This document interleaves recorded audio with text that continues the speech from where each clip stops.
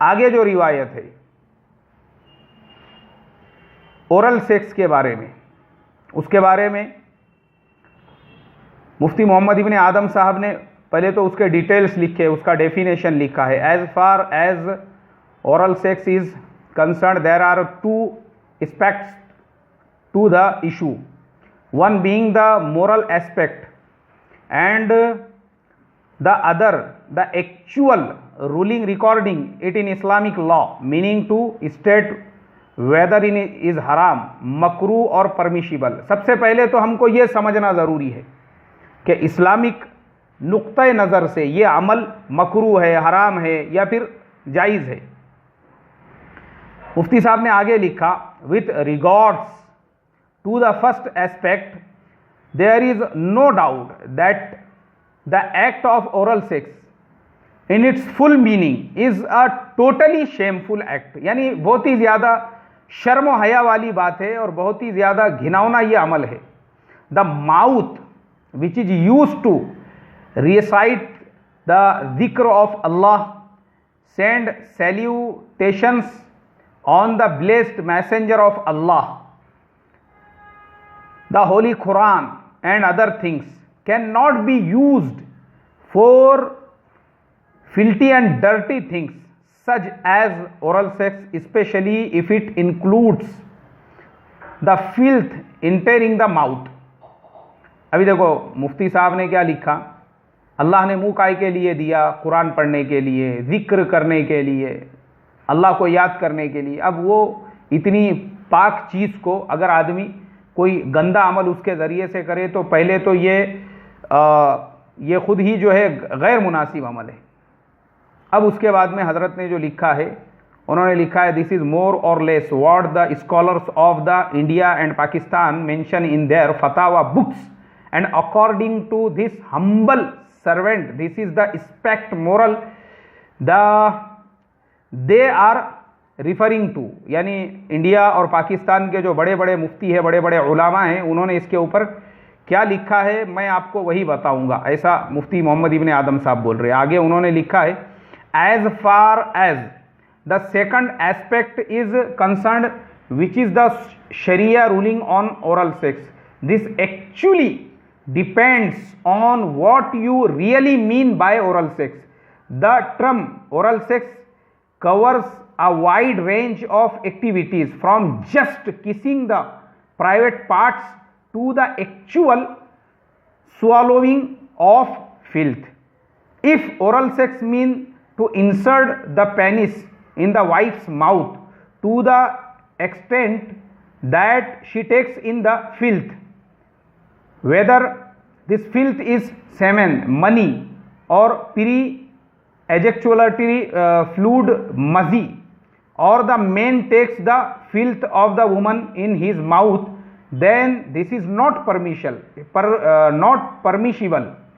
Taking the filth with all its forms in the mouth is unlawful. The fluids which come out are impure, thus makes it impermissible to take it orally। अभी देखो मुफ्ती साहब ने इसमें क्या लिखा हुआ है कि ओरल सेक्स के दो तरीके लिखे। एक तो है सिर्फ प्राइवेट पार्ट्स को किस करना, चाहे वो मर्द करे या फीमेल करे, उसको मुंह में लेकर वो चूस रही है या उसको किस कर रही है या उसके साथ में जो है खेल रही है, तो ये चीज़ों को उन्होंने मकरूह के दर्जे में लिखा है, चाहे वो फिर मर्द करे या औरत करे। लेकिन अगर वो मर्द के प्राइवेट पार्ट्स को मुंह में लेकर ऐसे चूस रही है या उसकी इस तरीके से अपने मुंह से मसाज कर रही है कि मर्द एकदम हैजानी कैफियत में आ जाए और मर्द का जो मनी है वो पूरा क्या पूरा वो औरत के मुंह में छोड़ दे, तो ये सराहतन हराम है, नाजायज़ है। उसके अलावा ऐसे ही मर्द अगर औरत के रहम में अपना मुंह डालता है, उसको चूम रहा है, चाट रहा है, उसको किसिंग कर रहा है, तो ये सूरत उसके लिए मकरूह वाली होंगी। लेकिन औरत के ऊपर ऐसी हैजानी कैफियत तारी हो जावे कि वो अपना पूरा क्या पूरा मनी अगर मर्द के मुंह में छोड़ दे या वहां से निकल के उसके मुंह के पास में चला जावे, तो ये सराहतन हराम है और नाजायज़ है। आगे मुफ्ती साहब ने लिखा, however if the same act is practised by using a condom to prevent the sexual fluids entering the mouth, or the wife merely kisses her husband's penis and the husband kisses her genitals, and they avoid any areas where there is ejaculatory fluid, then this should be according to this humble servant, and Allah knows best, permissible all thoughts disliked। लिखा है कि अगर मर्द condom का use करता है और उसके साथ अगर वो औरत उसको मुंह में लेती है, चूमती है, चाटती है, चूसती है, और उसका जो पूरा पानी है वो उसमें गिरता है, तो फिर इसकी किसी हद तक उन्होंने इजाजत दी है। आगे लिखा है, it's mentioned in the famous Hanafi फिक्ह reference book and one regarded as a fundamental source in the school al-फतावा al-हिंदिया। फतावा हिंदिया के हवाले से मुफ्ती साहब ने लिखा है, अब ये फतावा हिंदिया की मैं इबारत पढ़ रहा हूँ। If a man insert his penis in his wife's mouth, it is said that is disliked, makruh, and others said that is not disliked।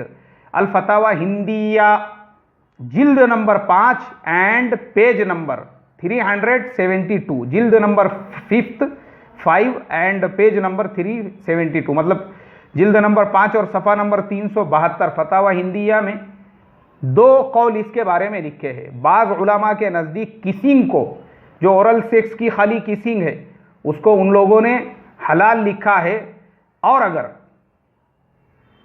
बाज़ लोगों ने उसको हराम लिखा, मकरूह लिखा है, और मकरूह कराहियत के साथ में उसकी इजाज़त दी है।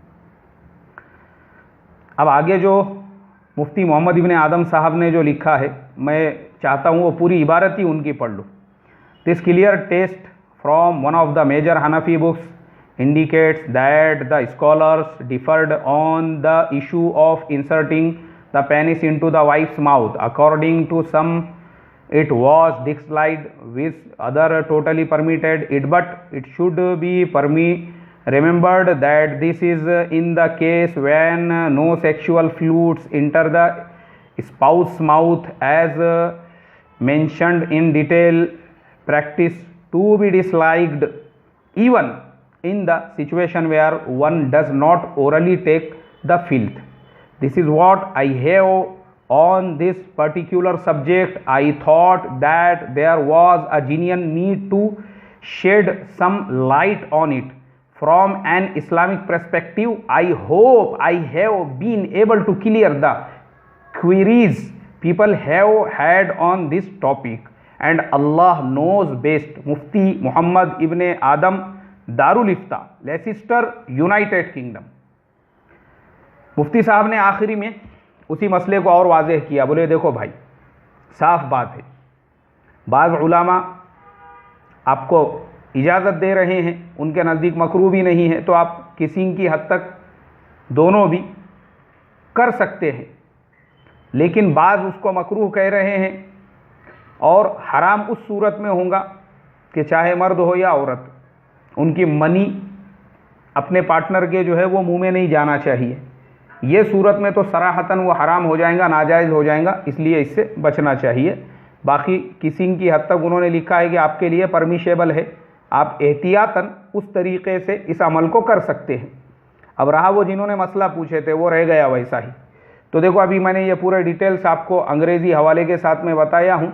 अब आप खुद समझ सकती है आपको किस हद तक इसके ऊपर अमल करने की इजाज़त है। अल्लाह मुझे आपको अमल की तौफीक अता फरमाए।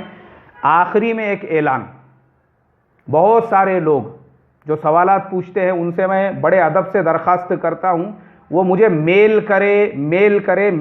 व्हाट्सएप के ऊपर रोज़ाना वो क्लियर मेमोरी के अंदर सारे सवालात जा रहे हैं। आप मेल करें imfpuneIndia@gmail.com, imfpuneIndia@gmail.com। वो रिकॉर्ड में होता है। इंशाअल्लाह हम आपको हवाले के साथ इन जवाबात की तरह से उसका भी जवाब देंगे। अल्लाह मुझे आपको अमल की तौफीक अता फरमाए। अस्सलामु अलैकुम व रहमतुल्लाहि व बरकातुहू।